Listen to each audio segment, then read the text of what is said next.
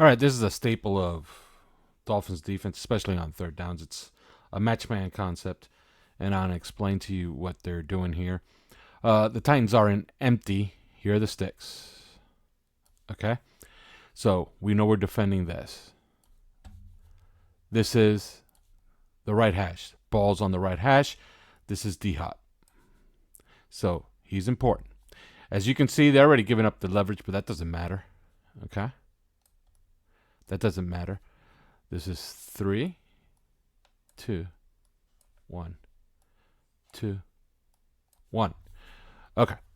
Now, what is Duke Riley going to do here? He's just trying to get depth because they're going to triangle this thing with Brandon Jones. Okay?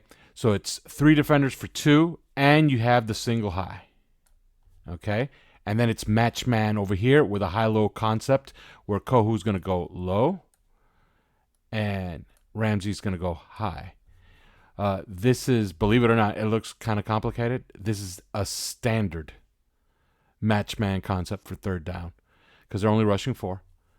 So let's clean all of this up to explain what is actually happening on this play. Now, Brandon Jones just read a key, and he's going to rob the intermediate area with Howard playing with outside leverage, which means D-Hop, if they had a check, should be going deep here to extend the safety, which means that Deshaun Elliott would have to get as deep as possible since he's going to end up single high.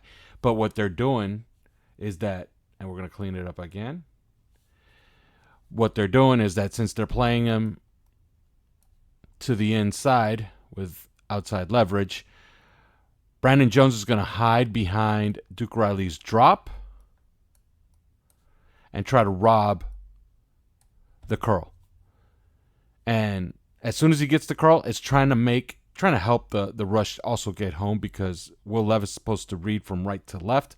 You always read near hash sometimes on third down, especially when you're on empty. So he's on empty. So if he forces him off of there and he goes high, you got Ramsey over the top. You should have Deshaun Elliott now coming down with Kohu in match and Needham on match right here against the 3. So you could count them. It's 1, 2, 3, 4 defenders for 3 wide receivers. Instead, he tries to go to the curl, and Brandon Jones almost picks it off. Pretty good call. Even better read by Brandon Jones. Now there is a way where Brandon Jones is actually dropping into too high, but he recognizes that the route combination that's coming, and he understands there is no danger here of anybody running the seam. This too is not running the seam because he knows he has deep safety and he has Duke Riley with a drop. So let's clean this up, and then let's run the play. And we're going to run it kind of slow so you can see it develop. As you can see, Brandon Jones is already in that robber mode, and he's in between the 2 routes. If we bring it back, and we can stop it, they got 3 defenders for 2 route runners with the safety over the top. And then they're in match man everywhere else. Good play. Now let's see what Will Levis sees from the end zone view. That's a play that Xavier Howard got injured from. And he's kind of seeing that it's middle of the field open, so he thinks he's going to get leverage because he reads Xavier Howard's leverage, so he thinks D-Hop has him. He ignores the robber. Brandon Jones is just a tad late. If he's a little early, it's an interception. All right, here's a 21 personnel concept that Dolphins run. They're facing kind of that 2 deep shell that everybody keeps running, and then sometimes they would drop into 3 deep, which is interesting. But Titans want to get deep with these linebackers. They want to get these drops. So what Miami's going to do to combat that stuff is, first of all, they're going to set up the protection. And Ingles going to help for the backside to allow for a little bit more time for Tua to work these routes down the middle, especially Waddle, who's running the dig, and Tyreek is running the go. Now, that go by Tyreek is going to put this guy out of the play. And the outlet is Achane, who's going to see if he has any work to do in pass pro, and then he's going to leak out to the flat. It's good design. It's a great two-man route, and made even better by Achane's release. That's the way forward, and that's how they'll execute some of these two-man routes going forward. You're basically committing a lot of guys to Tua's backside. He can always see the rush that's coming to his face and evade it, or get that dump off to Achane. We're running it so we can see it. And there you see the protection. And here Achane's going to leak. Stop it right here. That's the hitch. He's at the bottom of his drop, but he did get one hitch. And as you can see, this go route is going nowhere because both safeties have vacated. And the backside corner is headed for the goal line. But look at this space. And that's where Tua's going to throw the ball. And he has a good marker here because he has this hash and he has this hash. Okay? He knows he wants to get in between here because he has to anticipate this window, which is about to open. This is a really good read. If they get a good drop, Tua can come off of this, and he has the flat to Achane. Look at all of this space. And these guys better rally and tackle. Right? So, really good design. I love these two-man route concepts. Tua rips it across the middle. Safety comes back off. Gets the big hit. But that's a big completion. That's 14 yards. Now, this is excellent play calling. They managed to get 3 deep. Okay? So, once you get 3 deep, guys have to keep their coverage and integrity, especially when they read any keys. We're going to run this play until we are set. Ingles going to go in motion. He's going to be set now in a second. Here's the second. It's kind of a split zone that they're going to run, but a really nice play call because you're going to have TENxMIA get the cutoff while these guys are going to block a gap over. And Austin Jackson's going to release to the second level. You're going to get seal. And this is the interesting part of this play. Since they're running it right here in this B gap, Ingold, you would think, is leading the play. But if he leads the play, it's going to hold, the linebacker's going to hold the corner that comes down. So he's actually going to get into the flat, which theoretically is going to hold their coverage and hold the defender out in space to give Mostert more room to run this play. So we're going to watch this. This is one of my favorite run calls that they have and one of my favorite plays that they have in the playbook. We're going to run it, and then we're going to stop it. So you're going to see, watch Alec Ingold. Goes in motion. Notice how the linebackers move. He's out into the flat, and 21 vacates. You see that? Now let's go right back to the beginning and see where he is to start. It's right here. So let's run it and run it all the way through. So 21 has the flat. He has to key on Ingold. Ingold's going to actually run a pass route to move him out of the way. It's better than blocking an extra guy. Look at that. And there's the handoff. And let's analyze all of this, shall we? They hit the cutoff. TENxMIA has a remarkable record, just like Alec Ingold, of hitting that motion cutoff across the formation. Austin Jackson has already worked to the second level, and he's sealing his play on the left hash, which is insane. Robert Jones has caved in his man, and look at this lane. While Waddle is looking for like stuff to do. This is good blocking. Great design. Keep running it. Now I'm wondering here. Well, Waddle could have had that block, although I don't know if they call a blindside block. But did Mostert possibly have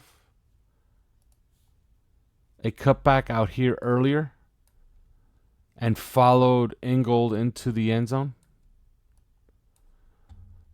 It's a distinct possibility. Maybe he could beat his man and Ingold could get that block. But we're going to clean it and then we're going to watch it from the end zone view. Great run. I want you to watch the right side of the Dolphins' offensive line here. Watch Robert Jones and watch Austin Jackson work. Austin Jackson's not giving it up. He doesn't have a tell here, but he is looking at who he's going to hit. Ingold is going to move McCrary out of the picture.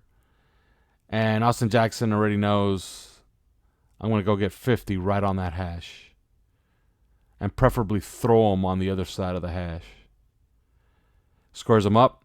Great block, Austin Jackson. We're off to the second level. You see, is there a cut to be made there? Maybe. Possibly not. Now this is where Ted Ginn had a fabulous career. He returned some of these for touchdowns. Am I showing a kickoff return? I absolutely am. Now, what are the Dolphins setting up here? Return left. That's a great thing about kickoff returns. They're so simple. So what does a return left kind of look like? Well, you got the lead right here, right? And you got the lead right here. These guys peel back to come left, come left, come left, while these guys come back,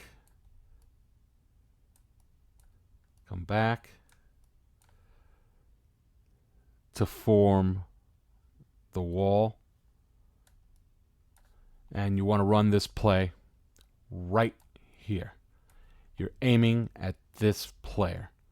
And you should have a cut back here or a cut outside here. But he's going to take, Berrios is going to take his cue from this man right here. Okay, let's clean all of this up.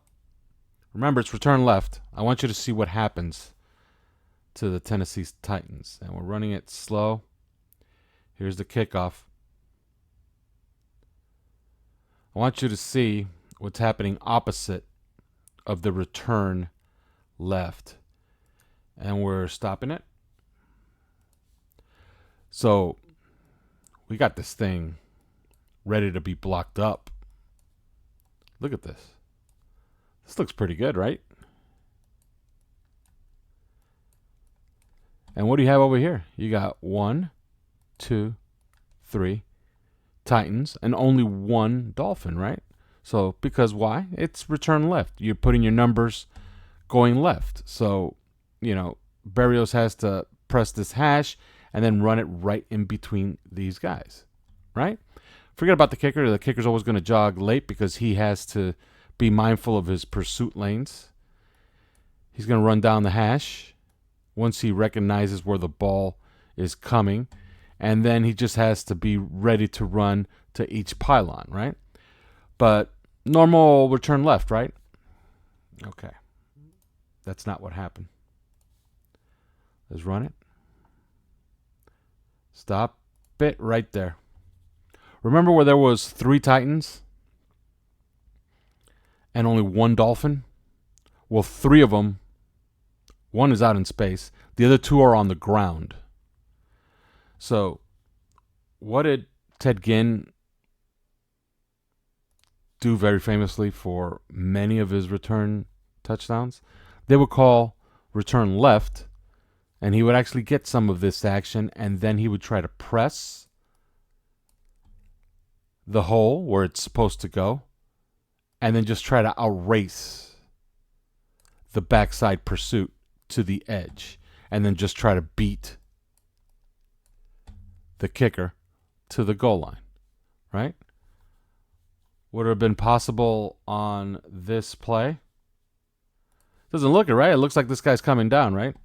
I want you to watch the angle he takes. See it? Berrios has the idea. Problem is, Berrios is not Ted Ginn. He does not have the speed necessary. If this were Jalen Waddle making this cut, can he beat these guys? Well, let's judge it. Do these guys have the angle to get the tackle? They're in the middle of the field, and our guy is cutting on the left hash. They're giving up way too much room. This is one of those weird things because you never like to get on a time machine and hand touchdowns just because of what you see on film. But I'm going to go ahead and do it. Ted Ginn scores on this. Can't beat that first man. Slows him down, and then he's tackled. You beat that man, you have all of that space on the cutback just because you blocked a return left correctly and their backside pursuit fell down. Now, this is one of my favorite calls of the year as far as the run game. This is counter try. This is a play that's been around for damn near half a century. First made very famous by the Hogs in Washington. They won a Super Bowl on the Dolphins' backs, by the way, based on this play. But the Dolphins have a new outlook on it, a spin on it. Let's just say this is Mostert, and he's essentially playing wide receiver. He's releasing. Okay.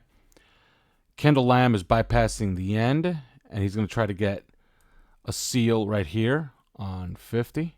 This is who has the sombrero. We're blocking down a gap. And what are they going to do? They're going to pull the guard.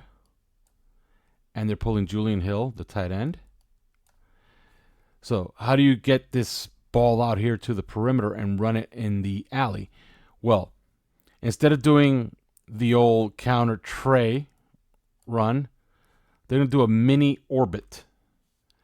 They're going to actually do, Devon Achane is going to do a mini orbit, get the handoff, and run it right in the alley.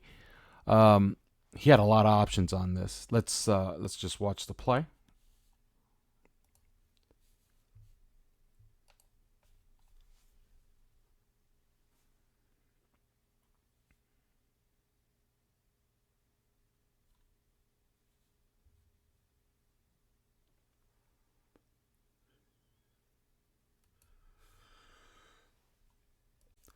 Let's watch the end zone view.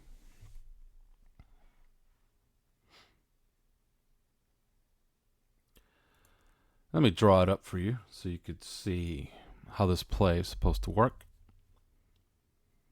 Kendall Lamb is eyeballing 50. Remember, this guy has the sombrero. Kendall Lamb is going to seal him. And they're going to block down a gap. And then they're going to pull Robert Jones and Julian Hill. Release. Release.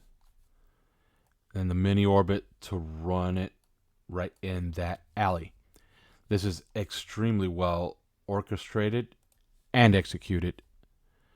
Let's just run it so you can see it.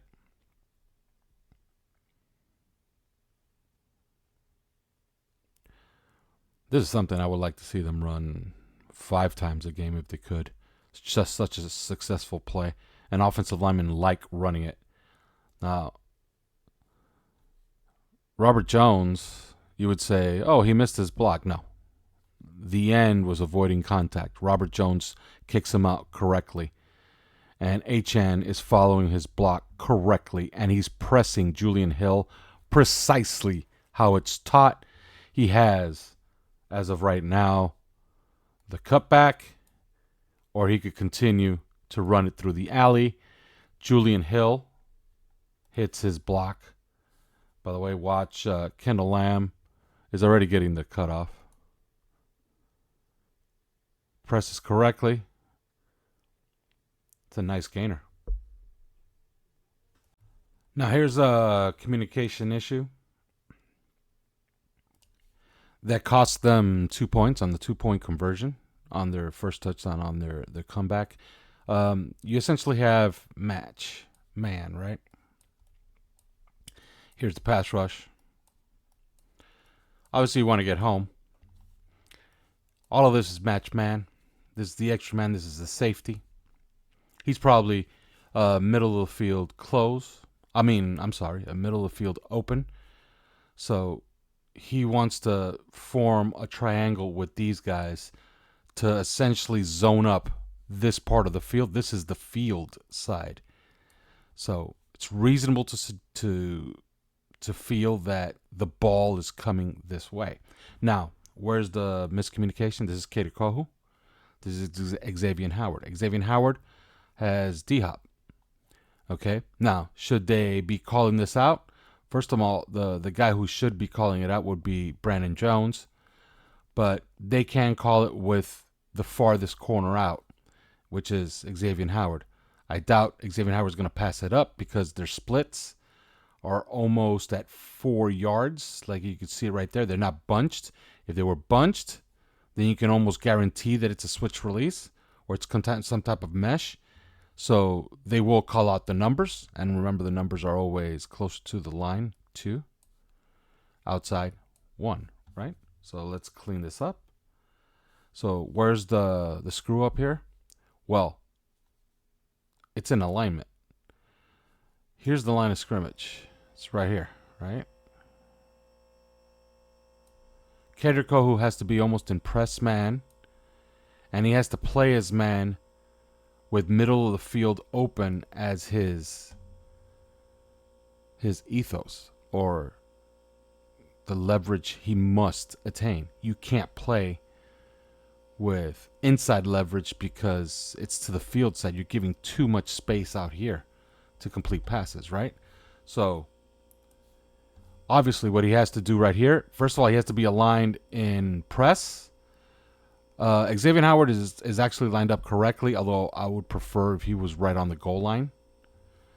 So he's going to carry D-Hop even if it goes inside because there's only 2 places where D-Hop's going to go. You could add a third. Okay, he could be running the fade. He could be running a corner, delayed corner. He could be running the slant, shallow slant, or smoke, right? But he has them on all of those, right? Especially both of them. They could also come up to make the tackle.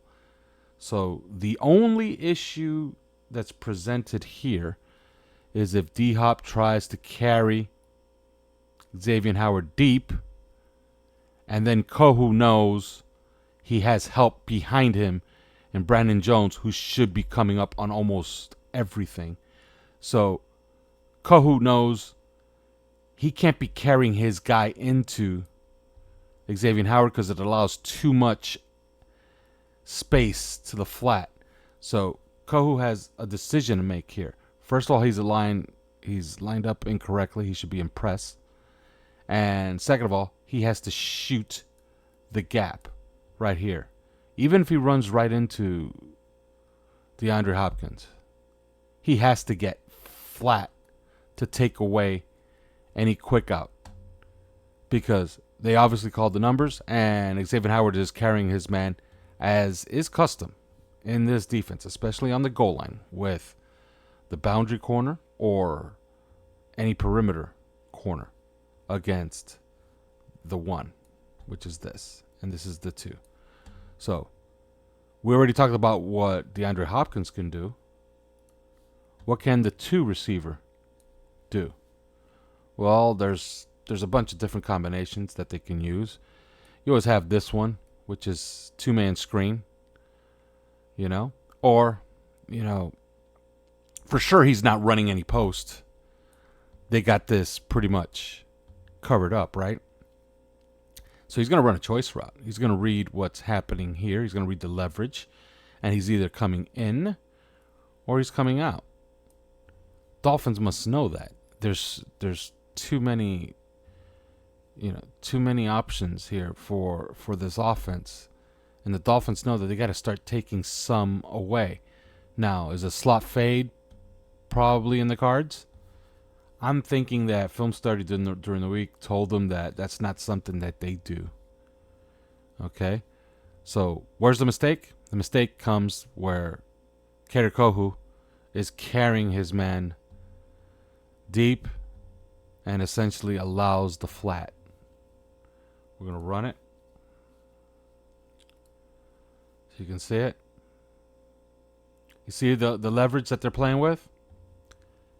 Kerikohu, they're bracketing here for whatever reason, which makes it seem like the slot guy was supposed to be Brandon Jones' man.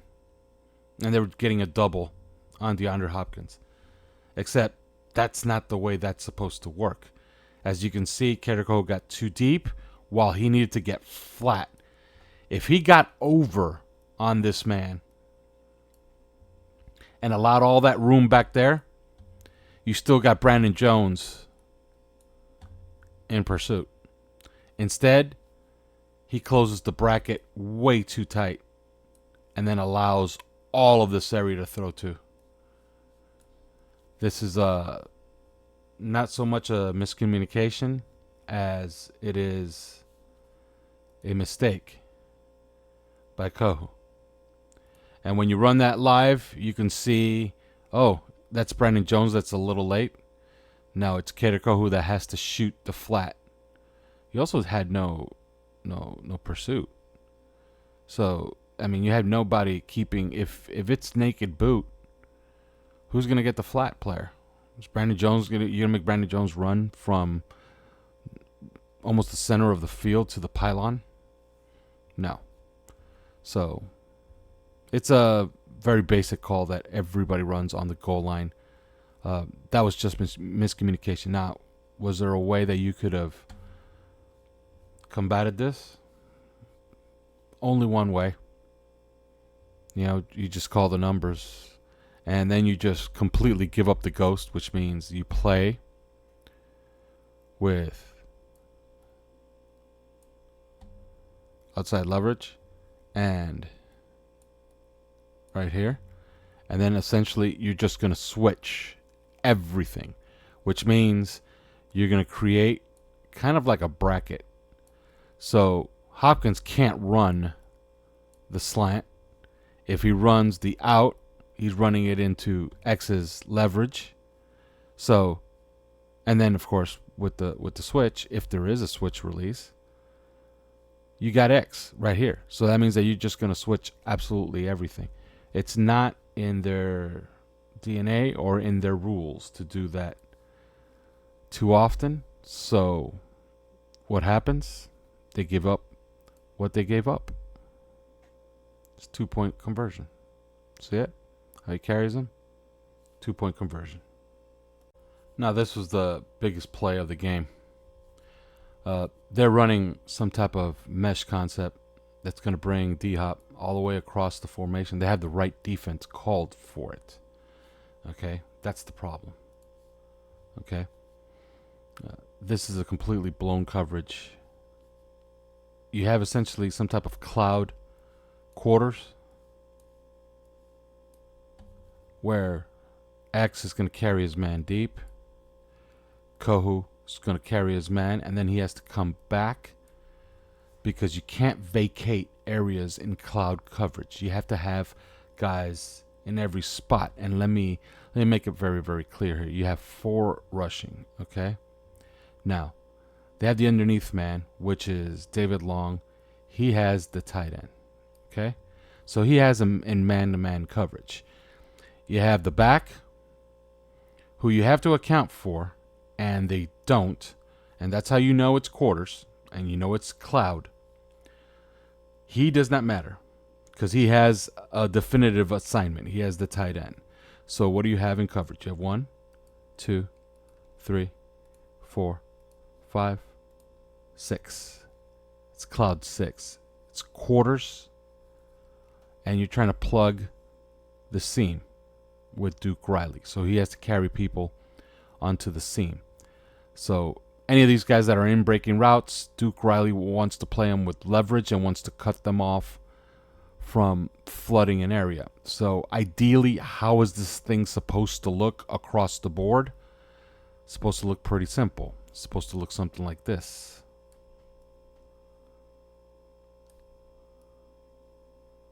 Okay, this is what cloud coverage is supposed to look like.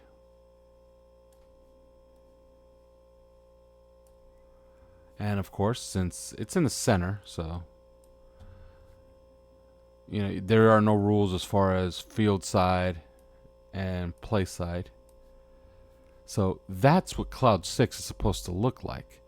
Now, they're clearing out Howard. Okay? And once they're clearing out Howard, what's going to happen here is that Kader Kohu is going to vacate his spot, which is supposed to be here. And he's somehow trying to close out the hash. And when he closes out the hash, Kader Kohu is out of position. And they're running this mesh concept that's coming across. And then there's all of this space. Now, Jalen Ramsey recognizes it and tries to get over. But it's just too late. Kohu vacated his area. They did not keep the integrity of their coverage. It busted, and it's a huge gain. And in my opinion, this was the ball game. Let's watch it. We're watching it slow. And it's pitch and catch, by the way. Every quarterback in the NFL can make this throw. As you can see it, he's too deep. And as you can see, he's trying to get back out. So they're closing out the seam. But what do they have? They have 1, 2, 3. And then you have Kohu squeezing. He's supposed to get flat and get out here.